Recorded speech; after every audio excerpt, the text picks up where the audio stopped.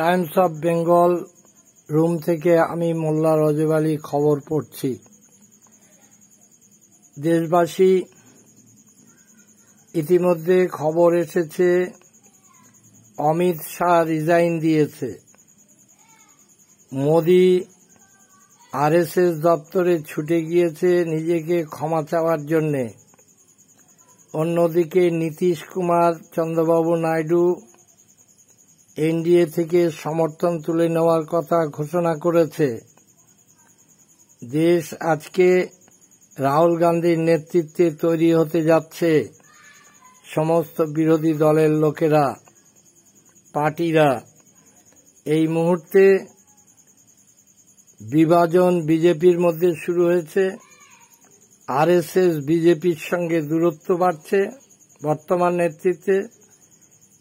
একদিকে মন ভগত আরএসএস প্রধান মুসলমানদের তোষণ করছে, অন্যদিকে বিজেপি রাজ্যে মুসলমানদের উপরে নিধন চলছে। আসামে 100 বছরের বাস করা জমি জায়গা, মসজিদ, মাদ্রাসা, কবরস্থান ধ্বংস করে দিচ্ছে। প্রায় 50,000 পরিবারকে ধ্বংস করে দিয়েছে বুলডোজার দিয়ে। এইভাবে আরএসএস মুসলমান নিধন চালিয়ে যাচ্ছে ভারতবর্ষে। নীতিশ কুমার চন্দ্রবাবু নাইডু সব বুঝেছে যে আগামী দিন আমাদের ভবিষ্যৎ অন্ধকার। আমরা আর রাজনীতি করতে পারবো না, রাজনীতিতে থাকতে পারবো না যদি আমরা এনডিএতে থাকি, এই বিজেপির সঙ্গে থাকি। তাই রাহুল গান্ধীকে তারা তাদের ইচ্ছার কথা জানিয়েছে যে আমরা এনডিএতে আর থাকব না, আমরা আপনার নেতৃত্বে দেশে নতুন সরকার আনতে চাই।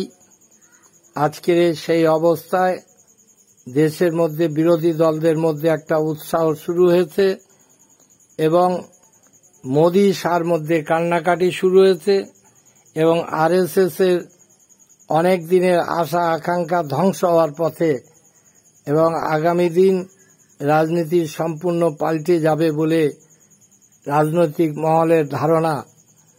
আমি আগে বলেছি, এখন বলছি যে কেন্দ্রীয় সরকার ম্যাক্সিমাম 2 থেকে 2.5 বছর থাকার কথা, তার বেশি থাকবে না।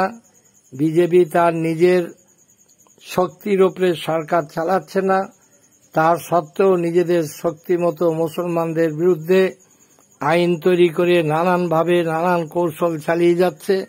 রাহুল গান্ধী কথা দিয়েছে, প্রিয়াঙ্কা গান্ধী কথা দিয়েছে, বিজেপির আমলে যত জনবিরোধী আইন তৈরি হয়েছে সব আইন আমরা প্রথম সরকারে গিয়ে খারিজ করব এবং মানুষকে নিয়ে সমস্ত জাতিকে একসঙ্গে নিয়ে বসবাস করব এবং মানুষের জীবন জীবিকা, কর্মসংস্থান, শিল্প এবং কৃষকদের উন্নতির জন্য যা যা করার দরকার সবই করব বলে আশ্বস্ত করেছে।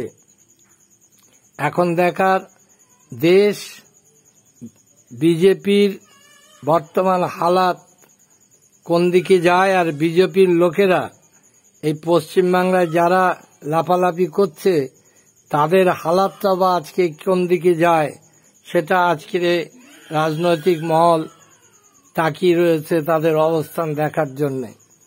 এই বলে আমি বক্তব্য শেষ করার আগে আবার একটু অনুরোধ করি, নতুন নতুন খবর পাওয়ার জন্য টাইমস অফ বেঙ্গল চ্যানেলটিকে, ইউটিউব চ্যানেলটাকে আপনি সাবস্ক্রাইব করবেন, করে এই চ্যানেলটাকে মজবুত করুন এবং নতুন নতুন খবর শোনার জন্য তৈরি থাকুন।